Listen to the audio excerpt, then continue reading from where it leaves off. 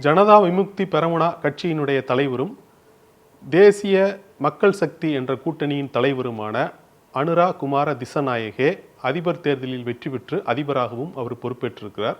2019ஆம் ஆண்டு நடைபெற்ற அதிபர் தேர்தலில் வெறும் 3 விழுக்காடு வாக்குகளை மட்டுமே பெற்ற அனுரா குமார திசநாயகே இந்த தேர்தலில் 42 விழுக்காட்டுக்கும் அதிகமான வாக்குகளை அவர் பெற்றிருக்கிறார்.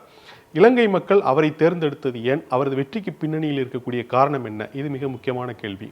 இலங்கையில் மிகப்பெரிய பொருளாதார நெருக்கடி ஏற்பட்டு இலங்கையினுடைய பொருளாதாரம் அதல பாதாளத்தில் விழுந்ததை தொடர்ந்து கடந்த 2022 ஜூலையில் மக்கள் கிளர்ச்சி ஏற்பட்டு அதிபராக இருந்த ராஜபக்சே நாட்டை விட்டே ஓடும் நிலை ஏற்பட்டது. அப்போது வெடித்த பெரும் போராட்டங்களினுடைய முகமாக விளங்கியவர் தான் இந்த அனுரா குமார திசநாயகே. அப்பொழுதே மக்கள் அவரை கவனித்தார்கள். அதனுடைய எதிரொலியாகத்தான் இப்பொழுது அவர் இந்த தேர்தல் வெற்றியையும் பெற்றிருக்கிறார். அது மட்டுமல்ல, இலங்கையில் இதுவரை வலதுசாரி கட்சிகள் ஆண்டிருக்கின்றன, மையவாத கட்சிகள் ஆண்டிருக்கின்றன. ஆனால் அனுரா குமார திசநாயகே ஒரு இடதுசாரி என்று சொல்லப்படுகிறார். உண்மையில் ஜனதா விமுக்தி பெரமுனா என்கிற கட்சி ஒரு சிங்கள பேரினவாத கட்சியாகவும் தமிழர்களுக்கு அதிகார பரவலாக்கம் என்பதை எதிர்த்த ஒரு கட்சி. நார்வே விடுதலை புலிகளுக்கும் இலங்கை அரசுக்கும் இடையே அமைதி பேச்சுவார்த்தை நடத்திய போது அதையும் எதிர்த்த கட்சி. அந்த வகையில் அது ஒரு சிங்கள பேரினவாத கட்சி.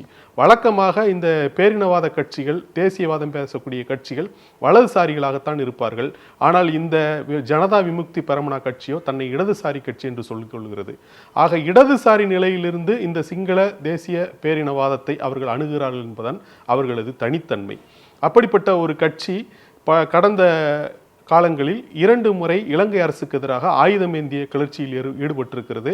பல்லாயிரக்கணக்கான தொண்டர்களை அந்த கட்சி பலி கொடுத்திருக்கிறது. ஆனால் காலப்போக்கில் ஜனதா விமுக்தி பெரமுனா அப்படி கடுங்கோட்பாட்டு நிலைகளை கைவிட்டுத்தான் அதன் பிறகு அரசுகளிலும் பங்கேற்று வந்திருக்கிறது என்பதை நாம் பார்க்கிறோம். முதல் காரணம், அவர் அந்த 2022 நடைபெற்ற போராட்டங்களின் முகமாக அவர் இருந்தார் என்பது ஒன்று. இரண்டாவதாக, மக்கள் பிரச்சனைகள் சார்ந்து இந்த பொருளாதார நிலைகளை அவர் அணுகுகிறார் என்பது இரண்டாவது காரணம். மூன்றாவதாக, அதானியினுடைய காற்றாலை மின் உற்பத்தி ஒப்பந்தத்தை வெளிப்படையாக எதிர்த்தவர் அனுரா குமார திசநாயகே. அது மட்டுமல்லாமல் அமுல் பால் நிறுவனம் இலங்கைக்குள் நுழைவதற்கும் எதிர்ப்பு தெரிவித்தவர். இதை தாண்டி IMF நிறுவனத்திடமிருந்து இலங்கை அரசு 2 லட்சம் கோடி ரூபாய் கடனாக பெற்றிருக்கிறது.